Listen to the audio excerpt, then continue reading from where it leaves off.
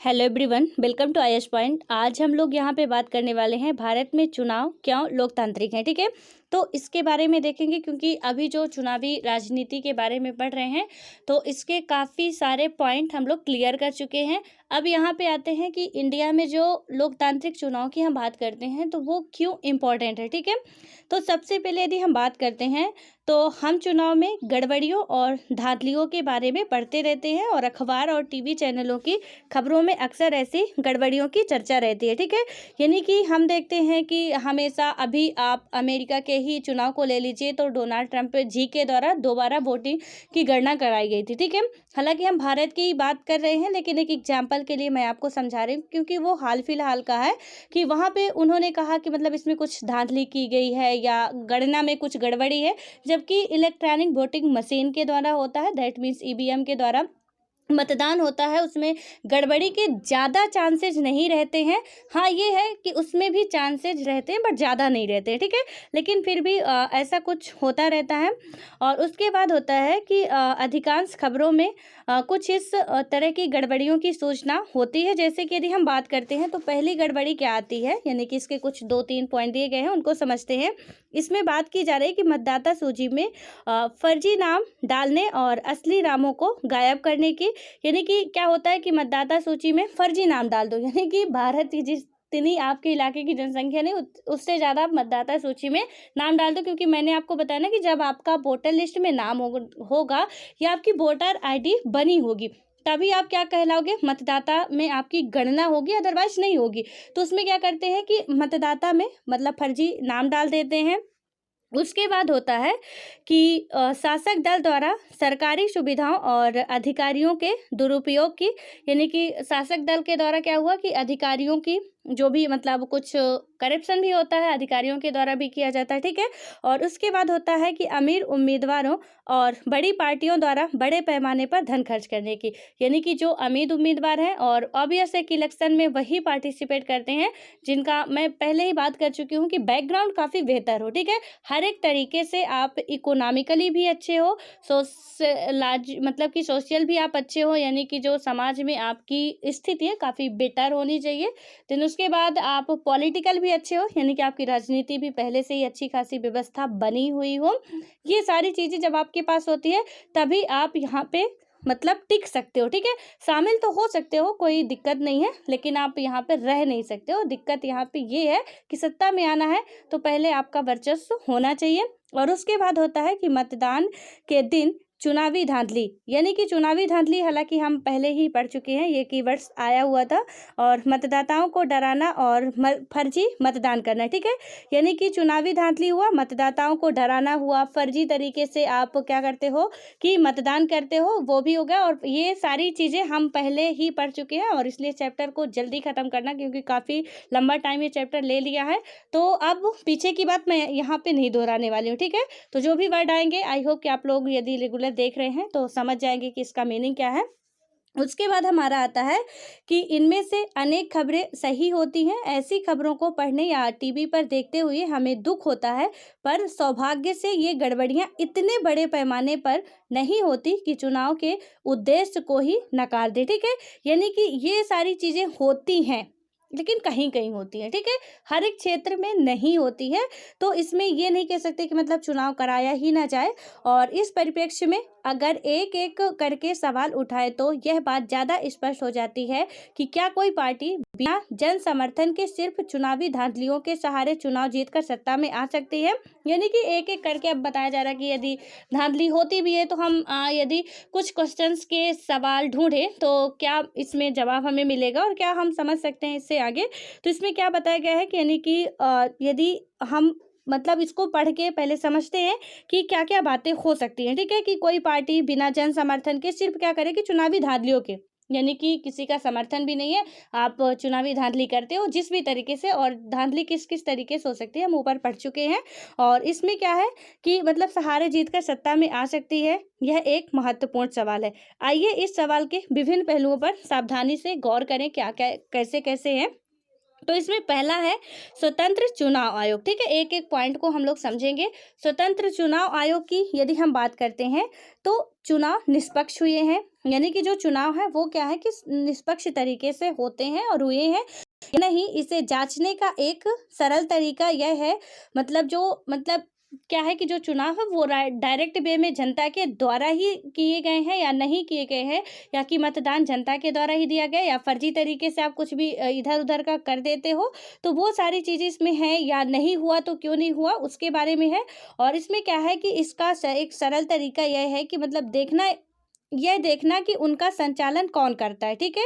यानी कि इसमें सबसे महत्वपूर्ण है कि हमें ये देखना है कि उनका संचालन कौन करता है, क्या चुनाव कराने वाले लोग सरकार से स्वतंत्र हैं, या फिर सरकार या शासक पार्टी उन पर दबाव और प्रभाव बनाती है, ठीक है। यानी कि इसमें क्या बात की गई है कि ये जो सरकार है, ठीक है, अभी जो सत्ता में है, यदि उनके ही व्यक्ति चुनाव कराएंगे, तो आपको क्या लगता है कि क्या वो कुछ ऐसा करने की कोशिश नहीं करेंगे कि यहाँ पे थोड़ा बहुत यदि हेर फेर हो जाता है तो हमारी सत्ता फिर से बन सकती है, ठीक है। तो यहाँ पे अब क्योंकि सरकार है, आप समझ सकते हो कि सरकार मेन हेड होता है, तो यहाँ पे यदि वही लोग चुनाव कराएंगे तो व्यवस्था तो चरमराएगी, ऑब्वियस है। तो इसमें क्या हुआ कि क्या चुनाव कराने वाले लोग स्वतंत्र, मतलब सरकार के से स्वतंत्र हैं, यानी कि जो चुनाव कराने वाले लोग होते हैं वो क्या सरकार से स्वतंत्र है या उन्हीं के आदमी हैं। उसके बाद या फिर सरकार या शासक पार्टी उन पर दबाव और प्रभाव बनाती है, क्या उनके पास स्वतंत्र और निष्पक्ष चुनाव कराने की, यानी कि ये सारे क्वेश्चन आप ध्यान में रखिएगा, अभी इनके सवाल भी मतलब जवाब भी आएंगे। तो शक्ति है, क्या वे इन शक्तियों का वास्तव में प्रयोग करते हैं। तो यदि हम अब बात करें तो हमारे देश के लिए इन सवालों का जवाब काफ़ी हद तक सकारात्मक है, ठीक है। यानी कि जो जो 3-4 अभी क्वेश्चंस हमने देखे, तो काफ़ी हद तक क्या बताया जा रहा है कि सकारात्मक है। हमारे देश में चुनाव एक स्वतंत्र और बहुत ताकतवर चुनाव आयोग द्वारा करवाए जाते हैं। इसे न्यायपालिका के समान ही आज़ादी प्राप्त है। मुख्य निर्वाचन आयुक्त की, मतलब जो मुख्य निर्वाचन आयुक्त की नियुक्ति भारत के राष्ट्रपति करते हैं, ठीक है। ये पॉइंट आप नोट करिए कि जो मुख्य निर्वाचन आयुक्त होते हैं, यानी कि यदि हम बात करें तो हमारे देश में क्या हुआ कि ये जो ऊपर क्वेश्चन दिए गए, हमने देखा कि सारे के परिणाम जो है वो पॉजिटिव है। और उसके बाद है कि हमारे देश में चुनाव एक स्वतंत्र और बहुत ताकतवर चुनाव आयोग के द्वारा कराया जाता है। यानी कि चुनाव किसके द्वारा कराया जाता है, सरकार के किसी सदस्य के द्वारा नहीं, हालांकि ये सरकार के ही सदस्य होते हैं, लेकिन जो वर्तमान समय में सत्ता पे सरकार है तो स्वतंत्र होते हैं, ठीक है। उनके कोई मेंबर नहीं होते हैं, स्वतंत्र रूप से उनमें किसी का दबाव नहीं होता है, और इससे न्यायपालिका के समान ही आज़ादी प्राप्त है। यानी कि जिस तरीके से हम देखते हैं कि हमारी जो न्यायपालिका है वहाँ पे उसको व्यवस्थित तरीके से आज़ादी मिली हुई है, ठीक है। कोई इसमें रोक टोक नहीं, हम पढ़ भी चुके, न्यायपालिका का हमारा एक चैप्टर ही था, उसमें हम उसको अच्छे तरीके से समझे भी हैं कि न्यायपालिका में किसी का भी प्रभुत्व नहीं है, किसी की भी मतलब इसमें अधिकार नहीं चलता कि या दबाव नहीं होता कि आप ऐसा नहीं ऐसा करेंगे, अदरवाइज हो तो फिर वो कहीं ना कहीं यदि प्रधानमंत्री भी आते हैं मतलब उनको भी सजा देना होगा तो जज की कलम कांपेगी, ठीक है। यानी चलेगी नहीं, इसलिए न्यायपालिका हमारी स्वतंत्र होती है। और उसी तरह हमारा चुनाव आयोग भी क्या होता है, स्वतंत्र होता है। एम लक्ष्मीकांत जी में आप इसका चैप्टर अलग से ही पढ़ेंगे, हालांकि एनसीईआरटी में हम पढ़ेंगे इसके बारे में, लेकिन वहाँ पे भी पूरा अच्छे तरीके से दिया गया है, ठीक है। तो इसमें क्या हुआ कि चुनाव आयोग पूरा निष्पक्ष तरीके से चुनाव करवाता है और एकदम इसको पूरी तरीके से फ्रीडम होती है, आप जिस तरीके से चाहो वहाँ पे कर सकते हो, जो जो भी इसके नियम वगैरह होते हैं लागू कर सकते हो, हटा सकते हो, ला सकते हो, इसमें कोई आपको रोक नहीं सकता है।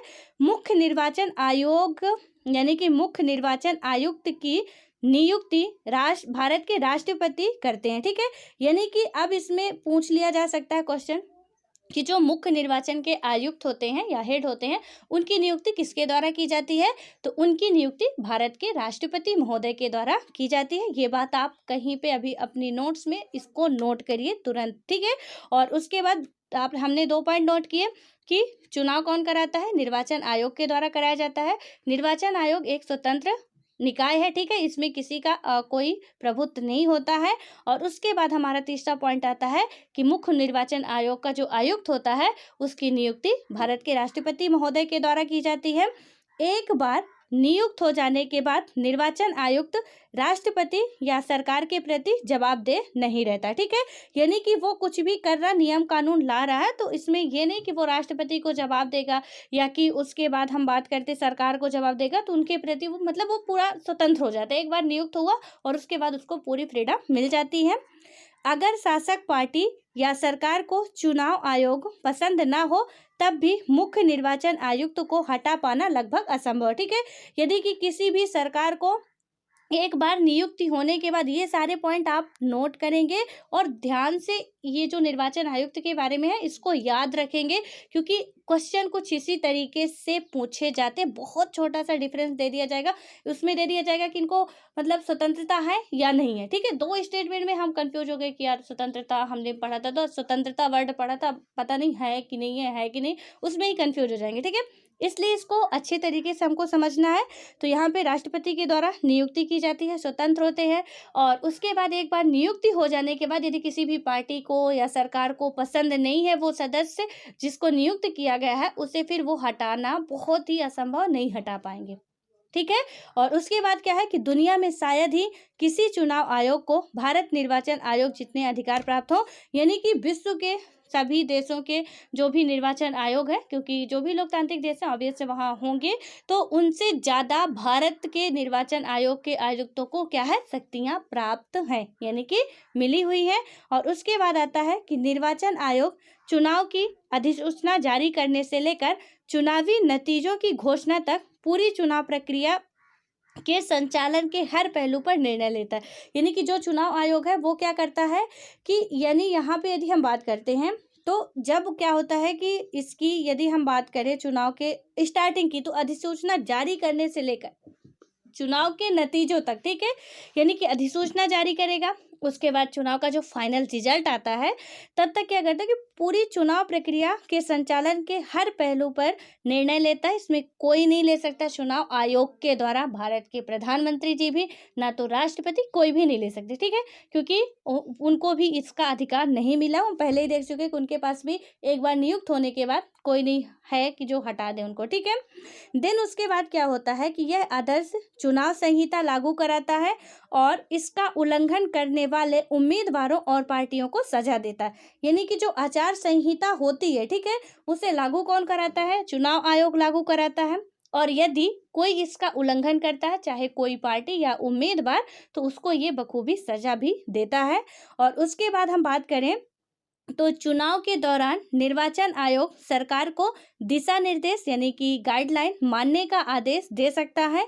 इसमें सरकार द्वारा चुनाव जीतने के लिए चुनाव में सरकारी मशीनरी का दुरुपयोग कर रोकना या अधिकारियों का तबादला करना भी शामिल है। ठीक है, यानी कि इसमें क्या है कि यदि उनको कुछ ऐसा लग रहा है कि अधिकारियों के द्वारा भी कुछ गड़बड़ी यहाँ पे होने वाली है, तो अधिकारियों को ट्रांसफ़र करने का भी उन्हें अधिकार है। और मशीन में कोई गड़बड़ी कर रहा है उनको तो खैर सजा देंगे ही, उसमें कुछ गड़बड़ी ना हो उसको भी रोकने का इनका जो अधिकार मिला हुआ है। ठीक है, उसके बाद आता है कि चुनाव ड्यूटी पर तैनात अधिकारी सरकार के नियंत्रण में ना होकर निर्वाचन आयोग के अधीन काम करते हैं। ठीक है, यानी कि अब हम बात करें तो चुनाव ड्यूटी पर जो तैनात अधिकारी होते हैं, इनकी हालांकि 1-1.5 महीने पहले से इनकी ट्रेनिंग सबकी शुरू हो जाती है। ठीक है, क्योंकि टीचर वगैरह जो होते हैं जाते हैं चुनाव करवाने के लिए, ज़्यादातर यही प्रोफेसर टीचर ही रखे जाते हैं। तो इसमें क्या होता है कि चुनाव जो ड्यूटी पर तैनात होते हैं, ठीक है, जब तक तो भारत सरकार के द्वारा इनको पेमेंट मिल रही है। जो गवर्नमेंट टीचर हैं, गवर्नमेंट प्रोफेसर हैं, इनको क्या है कि भारत सरकार के द्वारा ऑलरेडी पहले से पेमेंट मिल रही है। लेकिन जब ये ड्यूटी पे होते हैं, चुनाव की ड्यूटी पे तैनात होते हैं, तो वहाँ पे क्या होता है, इनका बोरिया बिस्तर इधर से उधर, उधर का उधर जाना पड़ता है। तो वो अपना सब कुछ लेके जाते हैं और वहाँ पे जो इनकी पेमेंट होती है तो ये किसके नियंत्रण में होते हैं, तो निर्वाचन आयोग के अधीन ये लोग काम करते हैं, वही सब कुछ इनका मिलता है। ठीक है, उसके बाद होता है कि करीब यदि पिछले करीब 25 वर्षों के दौरान निर्वाचन आयोग ने अपनी सारी शक्तियों का उपयोग, यानी कि 25 वर्षों से ये लगातार चला आ रहा, हालांकि और भी टाइम हो चुका है, तो शुरू किया है। साथ ही अब उसने अपनी शक्तियों में विस्तार भी किया है। अब यह आम बात हो गई है कि निर्वाचन आयोग सरकार और प्रशासन को उनकी गलतियों के लिए फटकार लगाए। ठीक है, यानी कि यहाँ पे यदि हम बात करें कि वो जो भी इनको शक्तियाँ प्राप्त हैं निर्वाचन आयोग के आयुक्तों को, बखूबी वो लोग अपना निभाते हैं। ठीक है, और ये बहुत नॉर्मल बात हो गई है कि निर्वाचन आयोग सरकार और प्रशासन को उनकी गलतियों के लिए फटकार लगाए, यानी कि वो यदि सरकार गलती करती है तो निर्वाचन आयोग बिल्कुल उन्हें सजा देने से हिचकिचाती नहीं है, चाहे प्रशासनिक अधिकारी कोई भी गलती करे, चाहे कि अब यहाँ पे जो एडमिनिस्ट्रेटिव ऑफिसर्स होते हैं तो उनमें सिर्फ एक डीएम बस नहीं आता है, डीएम के नीचे वाले भी एक प्रशासनिक अधिकारी के रूप में ही कार्य करते हैं। तो उनको भी, जो भी उनका सेक्टर है, एरिया है, आपको पता होना चाहिए कि कौन कौन प्रशासनिक अधिकारी में आते हैं। उसके बाद कौन कौन सरकार के सदस्य हैं, कौन किसका किसका पद संवैधानिक पद है, क्योंकि प्रशासनिक पद, संवैधानिक पद, ये जो कहे जाते हैं ना, इनका मतलब होता है, बहुत बड़ा मतलब होता है। ठीक है, तो इनमें से क्या हुआ कि ये अब कोई पूछता है निर्वाचन आयोग के आयुक्त का जो पद है वो कौन सा पद है, यानी संवैधानिक है या नहीं है। और आज के लिए आपका होमवर्क भी एक रेडी हो गया, आपको ये सर्च करके बताना है कि जो निर्वाचन आयोग का आयुक्त है उसका पद संवैधानिक है या नहीं है। ठीक है, अब संवैधानिक का मतलब थोड़ा सा मैं आपको समझा देती हूँ यहाँ पे। तो संवैधानिक का मतलब होता है कि संविधान में, यानी कि हमारे कॉन्स्टिट्यूशन में जिन जिन पदों का वर्णन किया गया है, जैसे राष्ट्रपति महोदय का, जैसे उपराष्ट्रपति का, जैसे प्रधानमंत्री का, जैसे मुख्यमंत्री का, और अदर मंत्रिमंडल जो भी हैं, ठीक है, तो इनको हम कह सकते हैं कि संवैधानिक पद है। ठीक है, उसी तरह आपको बताना है कि क्या निर्वाचन आयोग, बिल्कुल कंठस्थ करके हवाई में नहीं झोंक देना है, आपको क्लियर कर लेना, उसके बाद बताना है कि निर्वाचन आयोग हमारा एक संवैधानिक पद है या नहीं है। ठीक है, और नहीं है तो वो कौन सा पद है, यानी कि जो निर्वाचन आयोग के आयुक्त का पद है, जैसे राष्ट्रपति महोदय को आप बिल्कुल कहते हो इनका संवैधानिक पद है, उसी तरीके से इसको भी आपको ध्यान में रखना है और कमेंट करके ज़रूर बताना है। उसके बाद अब हम आते हैं आगे, तो यहाँ पे इसमें बताया गया कि ये बहुत नॉर्मल बात अब हो गई है, क्योंकि काफ़ी लंबा टाइम हो गया है और इनको शक्तियाँ मिली हुई हैं, अपना बेहतर तरीके से उसको लागू भी करवा रहे हैं। और उसके बाद आता है कि अगर चुनाव अधिकारियों को लगता है कि कुछ मतदान केंद्रों पर या पूरे चुनाव क्षेत्र में मतदान, यानी कि कुछ मतदान केंद्र जो भी हैं, या कि पूरे चुनाव क्षेत्र में क्या है कि मतदान ठीक ढंग से नहीं हुआ है, तो वे वहां फिर से मतदान का आदेश देते हैं। यानी कि यदि उनको आशंका है कि यानी क्लियरली अच्छे तरीके से यहाँ पे नहीं हुआ, कुछ गड़बड़ी, फिर भी हमारे इतना करने के बावजूद भी, क्योंकि लोग कर ही लेते हैं, ठीक है, तो वहाँ पे वो फिर से चुनाव करवाने का आदेश दे सकता है या करवा सकता है। अक्सर शासक दलों को निर्वाचन आयोग के कामकाज से परेशानी होती है, लेकिन उन्हें निर्वाचन आयोग के आदेश मानने होते हैं।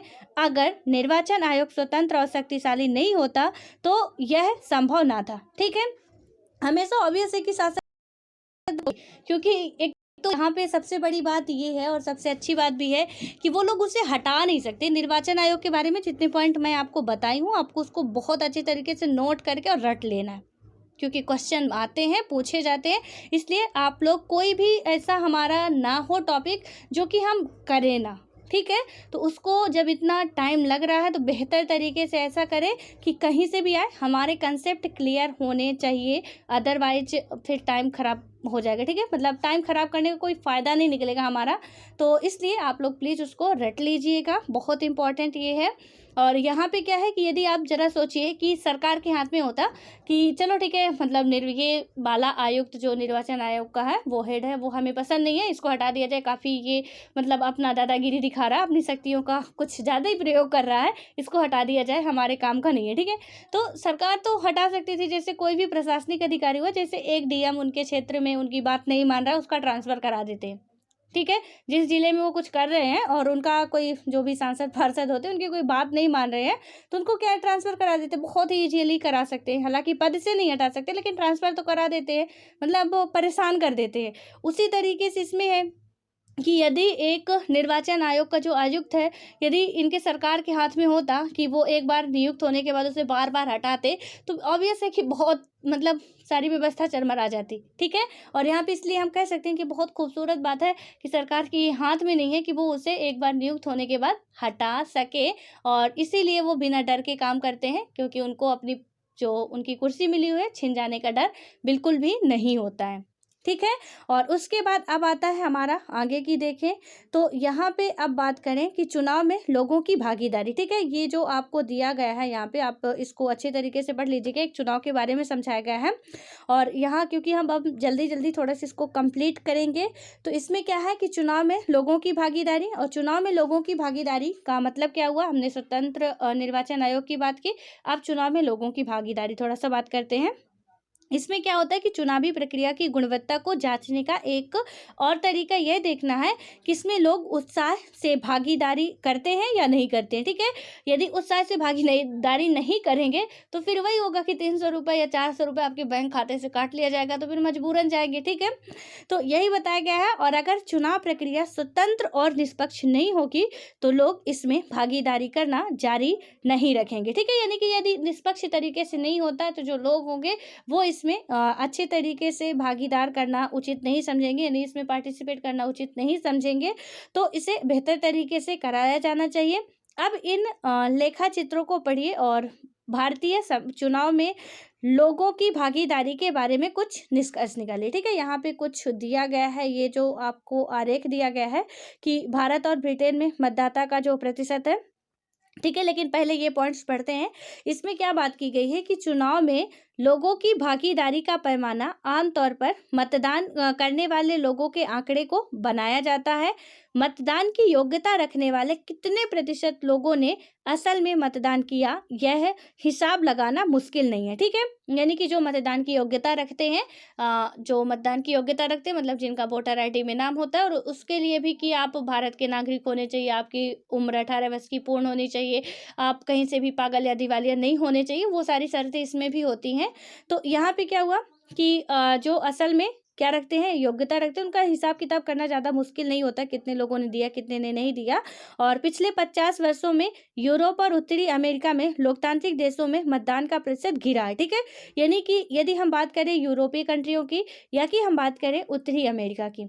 ठीक है, तो उत्तरी अमेरिका में कई सारे देश हैं, आपको पता होना चाहिए कि एक हमारा महाद्वीप है उत्तरी अमेरिका, दक्षिणी अमेरिका एक महाद्वीप है। ठीक है, तो उत्तरी अमेरिका की यदि हम बात करें तो यूरोप भी एक महाद्वीप है, उत्तरी अमेरिका भी एक महाद्वीप है, यानी इन दोनों ही कॉन्टिनेंट में बताया जा रहा है कि काफ़ी कुछ वर्षों से लगातार जो मतदान की संख्या है वो घटी है। ठीक है, और उसके बाद क्या हुआ कि भारत में यह या तो स्थिर रहा है या तो ऊपर गया है, यानी कि उन्हीं की कंपेयर में हम बात करते हैं इंडिया में। एशिया में एक देश है हमारा भारत, एशिया एक महाद्वीप है, उसमें से दक्षिणी एशिया में रहता है हमारा भारत, और भारत में रहते हैं हम लोग। तो यहाँ के जो यदि हम बात करें तो इनका स्थिर रहा है हमेशा से, जब से इलेक्शन हुए हैं, और उसके बाद या तो थोड़ा बहुत बढ़ा ही है, ऊपर गया है। ठीक है, और आगे की बात करें तो भारत में अमीर और बड़े लोगों की तुलना में गरीब, निरक्षर और कमजोर लोग ज़्यादा संख्या में मतदान करते हैं। यानी कि भारत में क्या बात की गई कि अमीर,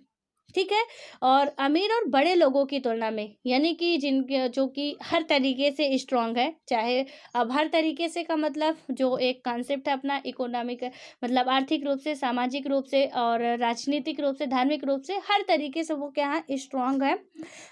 तो उनकी तुलना में गरीब और निरक्षर लोग क्या किए हैं, और कमज़ोर ज़्यादा संख्या में मतदान के लिए आगे आए हैं। पश्चिम में लोकतंत्रों में स्थिति इससे उलट है।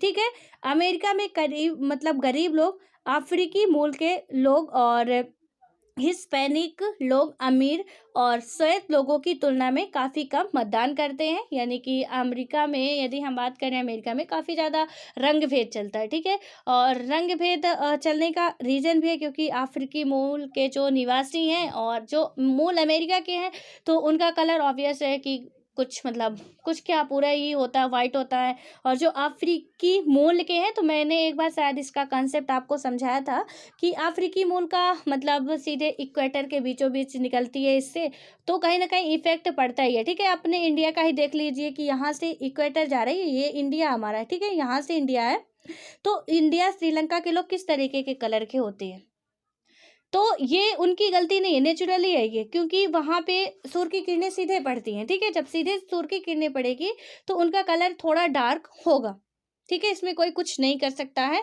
तो यहाँ पे क्या हुआ कि इसमें फिर भी जो अफ्रीका में रह रहे हैं, मतलब अफ्रीका के लोग अमेरिका में रह रहे हैं, वहाँ रंग भेद काफ़ी चल रहा है। और जो फ्लैट का आया था एक, तो अफ्रीका का ही वो केस था, ठीक है, उसे रंग भेद के कारण ही मारा गया था। तो इसमें क्या हुआ, यानी कि अमीर लोग ज़्यादा वोटिंग पे आगे बढ़ते हैं, जबकि ये सारे लोग क्या करते हैं, थोड़ा कहीं ना कहीं पीछे रहते हैं। और कंपेयर में हम इंडिया की बात करते हैं तो इंडिया में जितने अमीर नहीं आते उतने गरीब आ जाते, ठीक है। और ये जो डाटा दिया गया है कि भारत और अमेरिका के विभिन्न सामाजिक समूहों में मतदान प्रक्रिया की तुलना की गई है, इन सब को आप लोग खुद से करोगे, ठीक है। और उसके बाद यदि हम बात करते हैं, यहाँ पे आगे आता है तीसरा, और तीसरे में बात की गई कि भारत में आम लोग चुनाव को बहुत महत्व देते हैं। उन्हें लगता है कि चुनाव के जरिए वे राजनीतिक दलों पर अपने अनुकूल नीति और कार्यक्रमों के लिए दबाव डाल सकते हैं। उन्हें लगता है कि देश के शासन संचालन के तरीके में उनके वोट का महत्व है, ठीक है। यानी कि इसमें क्या बात की गई कि चुनाव को बहुत महत्व देते हैं जो यहाँ के आम लोग होते हैं। उन्हें लगता है कि चुनाव के जरिए वे अपने राजनीतिक दलों पर अपने अनुकूल नीति और कार्यक्रमों के लिए दबाव डाल सकते हैं, ठीक है, चुनाव के द्वारा, क्योंकि जनता के प्रति वो लोग जवाबदेह होते हैं। और उसके बाद क्या होता है कि देश की शासन संचालन के तरीके में उनके क्या होते हैं, वोट का महत्व होता है, ठीक है। और ये पूरा दिखाया गया इसमें कि क्या आपको लगता है कि आपके वोट का मतलब आपके वोट से फर्क पड़ता है, तो बिल्कुल पड़ता है, ठीक है, फर्क पड़ता है यहाँ पे इतना, मतलब कि इतने परसेंट है कि हाँ आपके मतदान से फर्क पड़ता है, क्योंकि एक वोट ही क्या होती है, हमारे हार और जीत का फैसला करती है। यहाँ पे ज़्यादा वोटों की जरूरत नहीं होती। यदि कोई सपोज पूरे इंडिया में 2 व्यक्ति या 3 व्यक्ति इलेक्शन पे, मतलब मान लीजिए कि कोई 2 व्यक्ति खड़े हुए हैं, ठीक है, 5 लोग वोट डालने जाते हैं, तो वहाँ पे किसी को 3 मिल रही, किसी को 2 मिल रही है, बराबर मिली तो मैच ड्रा। लेकिन किसी को 3 और 2 मिल रही है, तो फिर क्या होगा कि इसमें से यहाँ पे 3 वाला विजयी हो जाएगा और 2 वाला हार जाएगा। यानी कि एक वोट का ही आपको बहुत बड़ा महत्व, तो यानी आप समझ लीजिए कि आपके मतदान का कितना बड़ा महत्व है, कि हो सकता है कि आप उस व्यक्ति को वोट डालने जाते और वो व्यक्ति जीत जाता, ठीक है। तो इसमें क्या हुआ, और फर्क नहीं पड़ता, यानी कि इतने परसेंट में फर्क नहीं पड़ता। ऐसा लगता है लोगों को कि हाँ फर्क नहीं पड़ता है, लेकिन पता नहीं, कुछ लोगों को तो पता ही नहीं है। तो यहाँ पे 15% ऐसे लोग हैं। तो हो सकता है कि आप लोगों को भी यदि लगता रहा हो अभी तक कि हम मतदान देने जाएं या ना जाएं, कोई फर्क नहीं पड़ता है, तो ऐसा नहीं सोचना है।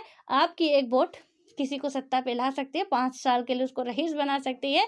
और आपकी एक वोट ना देने से, और ऐसा हुआ था, ठीक है, यानी कि गांव में जो सरपंची का चुनाव होता है, और यहाँ पे ये रियल घटना मैं बता रही हूँ, ठीक है। तो उसमें क्या हुआ था कि एक यानी कि काफ़ी होता है ना कि मतलब पहले तो खूब लड़ाई झगड़े चलते ही रहते हैं, और जब इलेक्शन में आता सबके दादा भाई माई बाप जो भी हैं याद आते हैं, ठीक है। तो आते हैं, और एक औरत थी, पहले उस जो बंदा खड़ा हुआ था उससे उस औरत का काफ़ी झगड़ा चल रहा था। और जब वो जाता है तो वो मतलब उससे वोट मांगने के लिए, तो उसने कहा कि यदि तुम मेरी एक वोट से जीतने वाले हो तो मैं तुम्हें वोट देने नहीं आऊँगी, ठीक है। और वो मतलब महिला जो है वो वोट देने जाती ही नहीं है, जाती तो ठीक है किसी का भला होता, वो महिला जो थी वो वोट देने गई ही नहीं। और रियल में उस बंदे को मतलब एक ही वोट से हार मिली, और वो आके दोबारा कहा भी कि काश आंटी आप आई होती और वोट दी होती तो शायद मैं जीत सकता था। यानी कि एक वोट से वो व्यक्ति हार गया, और वो महिला उसके मुंह पे कही थी कि मैं तुम्हें, यदि तुम मेरे ही वोट से जीतने वाले हो, मैं तुम्हें वोट नहीं देने वाली हूँ, ठीक है। और वो उसे ही नहीं, किसी को गई ही नहीं, मतलब वहां पे वोट डालने वो गई नहीं। और जब गई नहीं तो वो बंदा क्या हुआ, हार गया।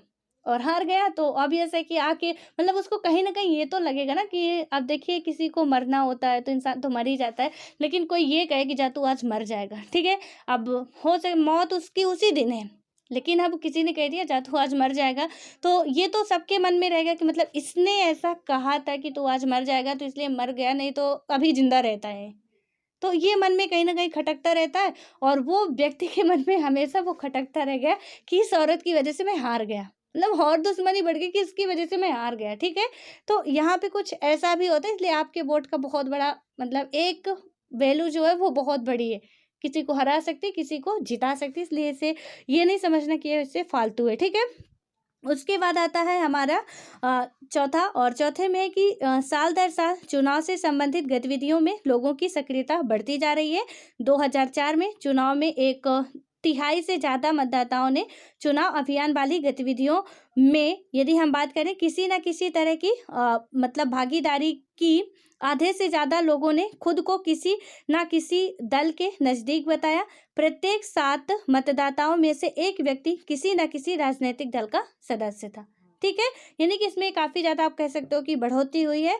और यहाँ पे यदि इसका आंकड़ा भी देखें तो ग्राफ से आप बेहतर तरीके से और समझ सकते हो कि भारत में चुनाव से संबंधित किसी भी गतिविधि में भाग लेने वालों का प्रतिशत जो है, तो 1996 की यदि हम बात करते हैं तो कितना था, 8 था, ठीक है, 10 में से 8। फिर इसमें आया कि 20 में से 13, और आप 1998 में देख सकते हैं 99 में और बढ़ा, और यदि हम बात करें तो 2004 में और ज़्यादा बढ़ा, ठीक है। और 2004 से अब तो और ज़्यादा बढ़ने लगा है। उसके बाद हमारा आता है नेक्स्ट कि यहाँ पे क्या बात की गई है, चुनावी राज्य मतलब कि नतीजों को स्वीकार करना। और यहाँ पे ये जो लिखा गया ना, इसको आप लोग प्लीज़ ज़रूर कर लीजिएगा, क्योंकि ये बहुत इंपॉर्टेंट होता है और कोई लास्ट समय की बात नहीं है। आप लोगों को पढ़ना है, जानकारी रखनी है, और ये ऐसा नहीं है कि हम सिर्फ पेपर के लिए ही पढ़ें। थोड़ा बहुत यदि बातें हम जानते भी रहते हैं, क्योंकि उम्मीद की जाती है कि एक डीएम की तैयारी करने वाला व्यक्ति, एक यूपीएससी यानी कितने बड़े प्रशासनिक अधिकार की प्रिपरेशन करने वाले व्यक्ति को कहीं ना कहीं चीज़ें आती हैं, ठीक है। ये लोगों की एक आशा होती है, और आपसे उम्मीद रखते हैं कि जब आप इतने बड़े पद की तैयारी कर रहे हो तो आपको ज़्यादा नहीं बट उसके ऊपर ऊपर की जानकारी, तो गहराई में यदि नहीं भी जा सकते हो तो ऊपर ऊपर की जानकारी तो आपको आनी चाहिए, और ये बहुत इंपॉर्टेंट है, ठीक है। इसको आप कर लीजिएगा। और उसके बाद है कि चुनावी नतीजों को स्वीकार करना। तो अब इसमें यदि हम बात करते हैं कि चुनावी नतीजों को किस प्रकार से स्वीकार किया जा सकता है, तो चुनाव में स्वतंत्रता के निष्पक्ष होने का आखिरी पैमाना उसके नतीजे ही हैं, ठीक है। यानी कि जो चुनाव में हम देखते हैं कि सब कुछ निष्पक्ष तरीके से जो भी हो रहा है, वो सारी चीज़ें प्रोसेस होने के बाद फाइनल हमारा जब रिजल्ट आता है तभी हमें संतुष्टि मिलती है, ठीक है। अगर चुनाव स्वतंत्र और निष्पक्ष ढंग से ना हो तो नतीजे हरदम ताकतवर जमात के पक्ष में ही होते हैं। यानी कि चुनाव निष्पक्ष नहीं होगा तो फिर से ताकतवर लोगों के हाथ में ही जाने वाला है। ऐसी स्थिति में शासक पार्टी चुनाव हारती, मतलब कि जो शासक पार्टी चुनाव हारती ही नहीं है, आमतौर पर मतलब हारने वाली पार्टी गड़बड़ ढंग से कराए गए चुनाव के नतीजों को स्वीकार नहीं करती। भारत में चुनावी नतीजे खुद ही काफ़ी कुछ कह देते हैं, ठीक है। यानी कि यदि इसमें समझाया गया कि ताकतवर होता तो यहाँ पे मतलब कोई हारता ही नहीं, एक बार सत्ता पे आ जाता, तो जब तक उसकी संविधान में हमारे उम्र दी गई है, या तो दिया गया कि उम्र ये रह सकते हैं, ठीक है। यानी कि जब तक जिंदा हैं, जब तक इनके हाथ थोड़ा बहुत चल रहे हैं, ये इलेक्शन खड़े हो सकते हैं और वहाँ पे जीत मतलब उसमें पार्टिसिपेट कर सकते हैं। तो अभी से यदि पीएम के पद के लिए इसमें है तो ये हमेशा ही चलते रहेंगे। निष्पक्ष चुनाव नहीं होगा तो अपना ही अपना जो भी है बजाते रहेंगे डंका, ठीक है। तो कहीं ना कहीं फिर लोकतांत्रिक व्यवस्था की जो डिफिनेशन है वो गड़बड़ा जाएगी, और उसको गड़बड़ाना नहीं, बना के रखना है, ठीक है। तो इसमें क्या होता है कि पहला पॉइंट इसमें बताया गया है कि भारत में शासक दल राष्ट्रीय और प्रांतीय स्तर पर अक्सर चुनाव हारते रहते हैं, ठीक है, मतलब हारते रहे हैं। बल्कि पिछले 15 वर्षों में भारत में जितने चुनाव हुए हैं उनमें से प्रत्येक 3 में से 2, मतलब कि 3 में से 2 में शासक पार्टियां हारी ही है। यानी कि जो पहले सत्ता में है बाद में वो हारी है, यानी कि क्लियर होता है कि निष्पक्ष चुनाव यहाँ पे हो रहा है। और उसके बाद है कि अमेरिका में मौजूदा चुनाव हुआ प्रतिनिधि शायद ही कभी चुनाव हारता है। भारत में निवर्तमान सांसदों और विधायकों में से आधे चुनाव मतलब हार जाते हैं। हालांकि अभी काफ़ी कुछ सालों से जैसे हम देखते हैं बराक ओबामा, अमेरिका की यदि बात की जाए तो वहाँ भी कुछ व्यवस्था ऐसी अब चल रही है। बराक ओबामा जी थे, उसके बाद डोनाल्ड ट्रंप जी आए, अब उसके बाद वाइडेन जी आ गए हैं जो हैं। तो इसमें क्या हुआ, यानी कि ये तो साबित हो रहा है कि एक बार सत्ता में आने के बाद ऐसा नहीं है कि इनका ही आधिपत्य चल गया रहेंगे, लेकिन पहले ऐसा ही कुछ होता था, ठीक है। जबकि हम इंडिया में देख रहे हैं कि यहाँ पे क्या होता है, हम कंपेयर करेंगे, अपने आंसर में भी हमें कंपेयर करके लिखना पड़ेगा। ये बिल्कुल बात राइट है। जब आप आंसर राइटिंग करेंगे तो वहाँ भी हम ये कंपेयर करेंगे कि अमेरिका में या कोई भी कंट्री में जहाँ से कंपेयर कुछ की जा सकती है बातें, तो यहाँ पे ऐसा हो रहा, हमारे देश में ऐसा हो रहा, ठीक है, वो कंपेयर हमको करना पड़ेगा और आप बेहतर से बेहतर यानी कि अपने देश को अच्छा जितना साबित करोगे एग्जामिनर पे उतना ही अच्छा इफेक्ट पड़ेगा। हालांकि गलत नहीं करना, लेकिन इतने भी सही नहीं बन जाना कि हम पास ही ना हो। ठीक है, और उसके बाद आता है कि अमेरिका में मौजूदा जो भी अमेरिका के बारे में, और नेक्स्ट पॉइंट आता है कि वोट खरीदने में सक्षम पैसे वाले उम्मीदवार हों या आपराधिक पृष्ठभूमि वाले उम्मीदवार, उनका भी चुनाव हारना बहुत आम है। ठीक है, चाहे कितने भी ताकतवर हो आप, यहाँ पे भी चुनाव हारना बहुत आम बात है। और कुछ एक अपवादों को छोड़ दे तो अक्सर हारी हुई पार्टी भी चुनाव के नतीजों को जनादेश मानकर स्वीकार कर लेती है। यानी कि वो लोग क्या करते हैं कि मतलब ऐसा नहीं कि जैसे डोनाल्ड ट्रंप जी को भरोसा नहीं था, दोबारा वोटिंग कराए, तो सॉरी दोबारा जो वोटों की गणना थी उसको कराए। ठीक है, लेकिन यहाँ पे क्या हुआ कि कुछ जो हार जाती है पार्टी तो उसे ये भरोसा रहता है कि हमने 5 साल पे जितना किया उसका तो हमें परिणाम मिलना ही था और पता था पहले से ही। ठीक है, तो अब फालतू का इधर उधर करने का कोई फायदा नहीं कि दोबारा हम गणना कराएं, कुछ भी कराएं, मान लेते हैं कि हम हार चुके हैं, ये जनता का फैसला है और इसे मान लेना चाहिए। ठीक है, उसके बाद आता है यदि कि ये इंडिया के बारे में है। अब आता है स्वतंत्र और निष्पक्ष चुनाव की चुनौतियां क्या क्या है। तो इसको अब हम लोग खत्म करें और मतलब कल अपना नेक्स्ट चैप्टर शुरू करेंगे, तो इसको आज ही खत्म कर लेते हैं। यहाँ पे क्या है कि जो इसमें कुछ चुनौतियां हैं। ठीक है, हमने निष्पक्ष चुनाव के बारे में भी देख लिया। अब चुनौतियां क्या है, उन बातों से हम इस सरल से मतलब कि निष्कर्ष पर पहुंचते हैं कि भारत में चुनाव बुनियादी रूप से स्वतंत्र और निष्पक्ष, यानी कि हम पूर्णतः पूरा चैप्टर पढ़ने के बाद ये हमें समझ में आ गया है कि चुनाव निष्पक्ष होता है भारत में। ठीक है, जो पार्टी चुनाव जीतकर सरकार बनाती है उसे लोगों का समर्थन प्राप्त होता ही है। संभव है कि हर मतलब निर्वाचन क्षेत्र पर यह बात लागू ना होती हो।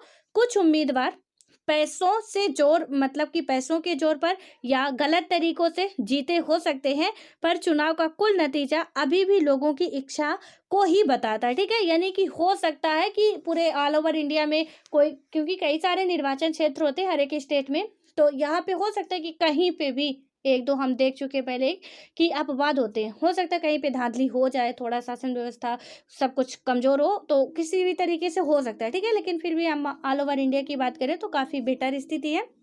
और उसके बाद आता है कि पिछले 50 वर्षों में हमारे देश में इस सामान्य नियम के मतलब नियम के थोड़े बहुत अपवाद हैं और यही चीज़ भारतीय चुनाव प्रणाली को लोकतांत्रिक बनाती है। ठीक है, यानी कि यही व्यवस्था जो है हमें क्या बनाती है, लोकतांत्रिक बनाती है। पर जब आप थोड़े ज़्यादा गंभीर मामलों पर गौर करेंगे तो कुछ सवाल उठेंगे, तो तस्वीर थोड़ी अलग लगेगी। ठीक है, क्या लोग पूरी समझदारी और सारी चीज़ें जानकर फैसले करते हैं, यानी कि जो मतदाता होते मतलब पूरी जानकारी लेते हैं फिर उसके बाद फैसला करते हैं। क्या मतदाताओं के पास सचमुच स्वास्थ्य विकल्प उपलब्ध होते हैं। क्या चुनाव मतदान सबको बराबरी का अवसर देता है। क्या कोई सामान्य नागरिक चुनाव जीतने की कल्पना भी कर सकता है, यानी कि इसमें क्या बताया गया कि कोई भी सामान्य नागरिक चुनाव जीतने की कल्पना कर सकता है। और इस तरह के सवाल भारतीय चुनाव व्यवस्था की सीमाओं और चुनौतियों को मतलब चुनौतियों की ओर हमारा ध्यान दिलाते हैं। ये कुछ ऐसे ही मुद्दे हैं। ठीक है, इनमें कुछ मुद्दे दिए गए हैं, जैसे कि यदि हम बात करें तो ज़्यादा रुपए पैसे वाले उम्मीदवार और पार्टियां जो होती गलत तरीके से चुनाव जीत ही जाएंगे, यह कहना मुश्किल है, पर उनकी स्थिति दूसरों उससे ज़्यादा मजबूत होती है। ठीक है, क्योंकि जो ज़्यादा रुपए पैसा खर्च करेंगे तो जनता भी रहम खा जाती है। जब 5 साल तक उनके रुपए खाती है तो एक वोट देने में जनता भी क्या करती है, थोड़ा बहुत रहम खा जाती है। ठीक है, लेकिन पब्लिक खैर इंडिया की काफ़ी होशियार हो चुकी है और यहाँ पे आप जितना जिसको पैसा खिलाओगे ना, जिसका खाते हैं उसका नहीं देते हैं, बाकी दूसरे को दे देंगे चलेगा, क्योंकि उनको पता ही होता है। और महिलाओं को तो और ज़्यादा कि जब आज तुम बने नहीं हो हमारे पतियों को, मतलब इस तरीके से घर के जो भी पुरुष है उनको ऐसे धड़ल्ले से पिला रहे हो शराब कि जिसकी कोई लिमिट नहीं है। ठीक है, उनको फोकट में मिल रही है और फोकट में जब मिल रहे हैं पी के आ रहे हैं, घर पे तांडव मचा रहे हैं, और जब वो सहती हैं घर के अंदर तो वो कहती हैं चल मैं तो तुझे दिखाऊंगी कि वोट क्या होती है। ठीक है, अब 5 साल बाद जब आई इलेक्शन तो बताती हूँ। और उसके बाद कहीं ना कहीं पति तो उनका ही है और उनके कहे में आ गया और वोट उसको नहीं दिया, दूसरे को दे दिया। ठीक है, तो इसमें वो खिलाते बहुत हैं, पिलाते भी बहुत हैं। यहाँ पे खिलाने और पिलाने दोनों का भी मतलब आपको समझ में आना चाहिए, और फिर भी उनको कहीं ना कहीं वोट नहीं मिल पाती। हाँ, लेकिन ये कह सकते हैं कि कुछ व्यक्ति रहम खा जाते हैं, ठीक है। उसके बाद आता है कि देश के कुछ इलाकों में आपराधिक पृष्ठभूमि और संबंधों वाले उम्मीदवार दूसरों को चुनाव मैदान से बाहर करने मतलब करने और बड़ी पार्टियों के टिकट पाने में सफल होने लगे हैं। और उसके बाद है कि अलग अलग पार्टियों में कुछ एक परिवारों का जोर है और उनके रिश्तेदार आसानी से टिकट पा जाते हैं, ठीक है। यानी कि कुछ ज़्यादा बैकग्राउंड अच्छा रहता है तो वहाँ पे पा जाते हैं। और उसके बाद है कि अक्सर आम आदमी के लिए चुनाव में कोई ढंग मतलब कि कोई ढंग का विकल्प नहीं होता, क्योंकि दोनों प्रमुख पार्टियों की नीतियों और व्यवहार कमोबेश एक से होते हैं, ठीक है। तो आम आदमियों के लिए काफ़ी इसमें प्रॉब्लम्स होती हैं, सीधे तौर पे आप समझ सकते हैं। और इसमें लास्ट है कि बड़ी पार्टियों की तुलना में छोटे दलों और निर्दलीय उम्मीदवारों की कई तरह की परेशानियां उठानी पड़ती हैं। सीधे पूरा पढ़ने से हमें ये समझ में आ रहा कि जो आम आदमी पार्टी, हम पहले भी समझ चुके हैं, सॉरी आम आदमी पार्टी नहीं है, जो आम आदमी है, ठीक है। तो वहाँ पे क्या होता है कि उनको कहीं ना कहीं बहुत ज़्यादा प्रॉब्लम्स झेलनी पड़ती है, इसीलिए वो सोचते भी नहीं बेचारे कि हम राजनीति में जाएंगे, ठीक है। कुछ बहुत ही जिद्दी हुई है, वो सोच लेते नहीं नहीं हम कर क्यों नहीं सकते, जैसे यूपीएससी है तो किसी के पास, यानी कि आपको पता काफ़ी ज़्यादा पैसा लगता है, हालांकि अब इतना इम्पॉसिबल नहीं है, हम कर सकते हैं यदि जुनून हो। और वही वाला जुनून है कि यदि सभी अमीर आदमी ही बन रहे हैं, राजनीति में आ रहे हैं, तो हम तो गरीब हैं, हमारे पास कुछ नहीं है, बैकग्राउंड भी सही नहीं, फिर भी हम आ सकते हैं, नहीं हम आ सकते हैं, नहीं कि हमारी एनर्जी काफ़ी जोश वाली होनी चाहिए, ठीक है।